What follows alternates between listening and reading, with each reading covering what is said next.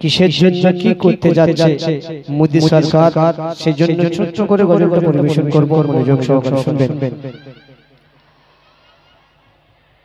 মুসলিম ভাই বোন চলো হিংসার শিকার ছিঁড়ে ফেলো, মুসলিম ভাই বোন চলো হিংসার শিকার ছিঁড়ে ফেলো।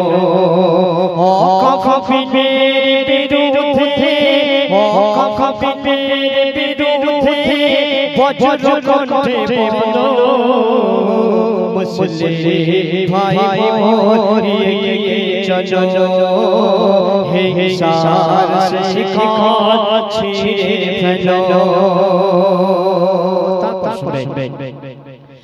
যত ধর্ম আছে এই ভারতবর্ষে, মরার সময় একসাথে থাকে।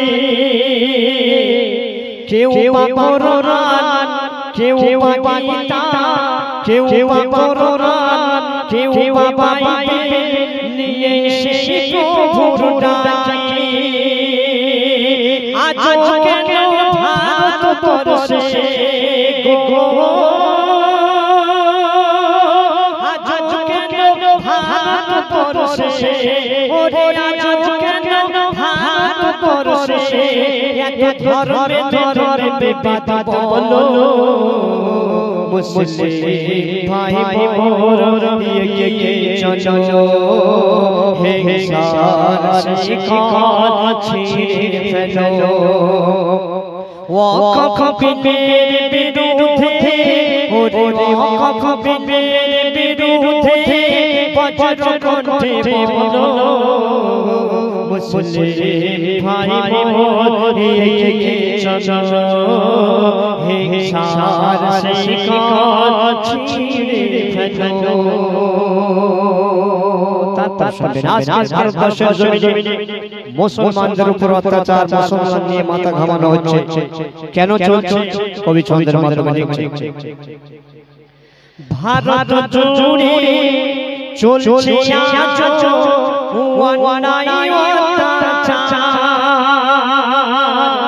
মরার সাথে নাই বলে আজ চলছে অবিচার।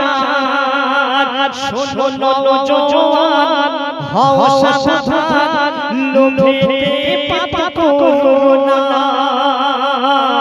মুখোশ মানুষ তোমার হারিয়ে দেবে বেহুশ, কিছুই তুমি পাবে না। মাথায় কাপড় বেঁধে নাও রে গো,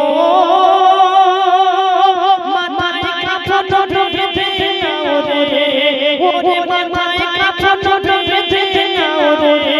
নবীর দিদি বাঁচাতে চলো, মুসলিম ভাই বোন চলো হিংসার শিকার ছিঁড়ে ফেলো।